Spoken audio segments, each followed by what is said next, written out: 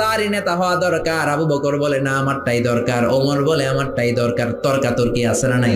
ঝগড়াঝাটি লেগে গেল, তর্ক হয়ে গেল, কথার পিঠে কথা, কথার নাম লতা। কথা বলতে বলতে বিশ্বনবীর কণ্ঠের চাইতে দুইজনের কণ্ঠ উঁচু হয়ে গেল। বিশ্বনবীর গলার আওয়াজের চাইতে দুই সাহাবীর গলার আওয়াজ যখন উঁচু হয়ে গেল, আল্লাহ সহ্য করলেন না, ধমক দিয়ে আয়াত নাজিল করলেন, লা তারফাউ আসওয়াতাকুম ফাওকা সাউতিন নবী। খবরদার, আমার নবীর দরবারে বড় গলায় কথা বলা যাবে না। এই আয়াত নাজিল হওয়ার পরে সাইয়েদনা ওমর ফারুক বিশ্বনবীর কাছে যদি কথা বলতে আসতেন, ফিসফিস করে কথা বলতেন, নবী কিছুই বুঝতো না। বিশ্বনবী বলতেন, ওমর কি বললা, আর একটু জোরে বলো, কি বললা? বিশ্বনবী ইন্তেকাল করেছেন, কিন্তু এই আয়াতের হুকুম আজ বলবৎ আছে না নাই?